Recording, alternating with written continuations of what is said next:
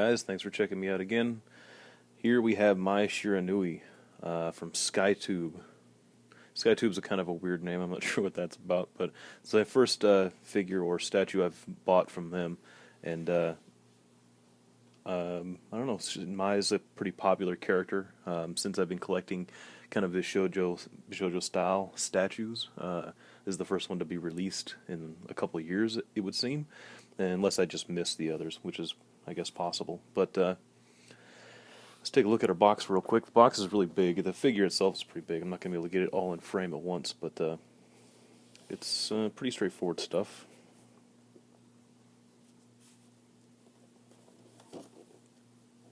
There's a alternate black version. She's got kind of a gold sash and gold and black. Pretty cool looking, but not really iconic enough for me to be, considering this is my first and thus so far only my statue. I figured I'd just go with the classic red and white. But there's a variant or alternate version. Here's the back panel information in case you're interested in that. It's pretty much all in Japanese. And that's it. And there's a red picture of the red version here on the side. Alright, so there's the box. Now, as far as the figure itself goes, it's pretty good. She's a little bigger than I guess anticipated at first when I first seen pictures of her. I'm not sure why it is that companies that release promo photos for statues coming up are always in low res for some reason and never show a size comparison. They say what scale it is, and this one is listed at 1/7, but that doesn't really say how big it is. Sometimes they'll list in centimeters how tall the statue is, and I'm going to have to step up my my metric system game, because I don't know how tall, centimeters versus inches. I'm sure it's simple enough, but I just never been bothered to. 'Cause this is the first instance in my life, oddly enough, that I've been bothered to care. Alright, so pretty basic figure, nothing crazy about it. I guess people that don't know the character or aren't familiar with her might think that she's naked and that she's showing too much skin, and that it could be a little odd for them if you're not familiar, I guess. But Mai has always been like this since, what was it, Fatal Fury? I believe that was my first introduction to this character. And she's basically a kunoichi, which I guess is kind of the idea for at least some of them, and I think the older kunoichi movies was that they're essentially female ninjas that use their bodies as a weapon. Essentially, they use it to distract people and their opponents, their victims, whatever you want to call them. And I would imagine that worked to some effect. So here she is. That's kind of what the stance here. She's posed kind of in a way that's kind of suggests that kind of a alluring, come hither-ish, take a look at my caboose kind of pose. But that's Mai for you. I mean, nothing really odd about that given the character. So here she is. Very cute. Just probably the most youthful-looking version of Mai that I've seen in statue or figure form. There's a lot of them, incidentally. This is, I can't imagine how many there actually are, but I'd say there's probably well over 10, 1/7 scale, or in that neighborhood, Mai statues that I've seen just online, pictures of them and whatnot. But pretty cool looking design. It's, let me get a little bit close up on her face here. Her eyes are all painted in, which is kind of an interesting thing that's different than the Kotobukiya Bishojo line that they've done for the most part. Most of them, I believe, maybe all of them, I could be wrong, have like kind of a plastic insert inside of their face sculpt that the eye itself is painted on the insert. That's not the case here. Her eyes are really big. She's a kind of a big figure overall. the camera's washing out a little bit of the color. She's pretty pale, I must say. Very light. There is kind of some airbrushed colors throughout her body, but they're not really showing up too well on the camera here. She comes with this little fan. The fan comes out of her hand, and you can put it in this hand. It'll just fit in there if you kind of wedge it. But that looks kind of odd with her hand there like that, without a fan in it. But you certainly can do that if you choose. Kind of would have liked a fan that was open, as opposed to just the one that's closed. It's a little tricky to get her to hold the fan. There's, I don't know, a little bit of, her fingers give a little bit when you put it in there to kind of grip it, so that's good. This character design is based off of King of Fighters 13, which I'm almost certain is the last King of Fighters game, the last video game that she was featured in. So unless you're familiar with this version, and maybe you're not so familiar with some of the earlier versions, Mai typically has like these two ropes, white ropes that go around her shoulders and under her arms. Not present in this design of the character. Everything else, though, is pretty much on par with the rest of how Mai has always ever looked. Let's get a look at the base here. The base is really straightforward. Nothing special about it, really. Just has her name on there and a Japanese kanji of, I'm guessing, what her name is. She's got, I'm sure this thing has a name too. I don't know what it is, but another kind of characteristic of Mai. I thought in some of the shots that I seen that she was standing on this thing with her left foot, but not the case. It's just kind of sitting there. Paint-wise, all the paint's done accurately. It's all has a matte finish to it, but that's about it. You don't get a lot of shading in the paint. You do on her skin in certain places, basically where you would expect to see them kind of pre-shadowing, like behind her knees there, but nowhere. Her hair is a little bit. It's very faint. You get some here. You can kind of see it's mixed in kind of a very pale blue and white on this sash thing, whatever it's called. But it's just fine. There's really shouldn't be too much crazy paint applications on a kind of just standard character. You know, this is no special version of her. It's just, you know, it's just the character herself. The hair has a nice sculpt to it. It's done really well. There's no crazy seams on her head like some of the Kodo figures tend to have. She does have a seam there, but it works pretty well with her hair, the way it's styled, so that's fine.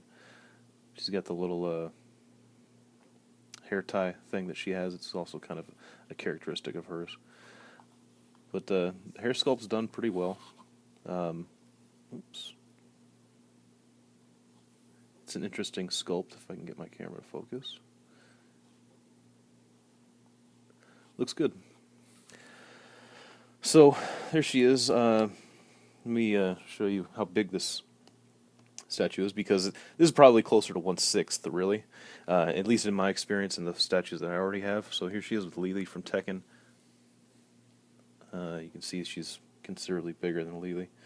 Here she is with Harley Quinn. You know, I probably should compare her with Miss Marvel. So give me a second. Let me grab that one. Actually, why am I saying give me a second? I'm going to edit it so you don't have to wait at all, because I'm a great guy. Alright, so there are these two together. So if you are familiar with these figures, you may know the story with Miss Marvel, which is that she's just bigger than almost all the... Yeah, she's bigger than all the other Bishojo statues that Kotobukiya has done. She's, I think, considered a 1/6 scale figure. Mai sizes up pretty well with her. I think my Miss Marvel is a little... Her base has become kind of unstable. I'm not sure what that's about. But she stays put still. Anyway, so yeah, they're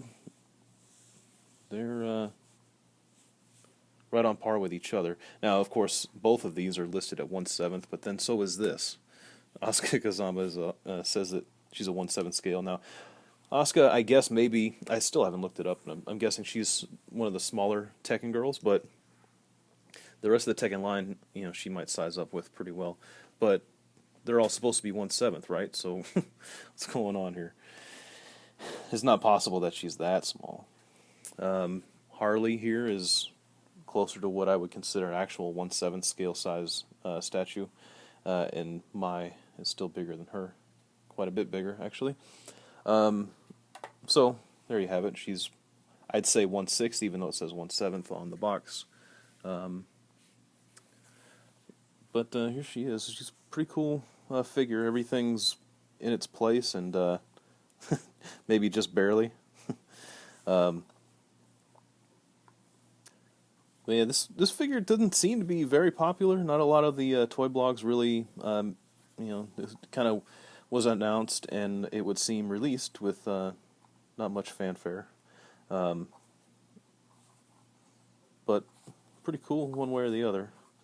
I think if you've got a collection of statues like these, that she'd fit in pretty well. Not really sure where she's going to go on my shelf just yet. The size really is the difference, and I'm kind of torn a little bit, because on one hand I like the fact that she's a bigger statue. You get kind of more for your money, I guess, but then also she doesn't really fit in very well with the rest of the stuff that I have is 1/7. That's okay, I'll forgive it. She gets a pass. So yeah, I kind of would have liked I don't know, a fan that was maybe a little different or something like that, but I really don't have any complaints for this one. I think all in all, pretty good figure. She's a little on the heavy side. She's a nice solid figure. So with that, that's pretty much it. All I have to say about her. I'd say she was a little on the cheaper side. I got her for about $68, I think, before shipping, which is pretty good.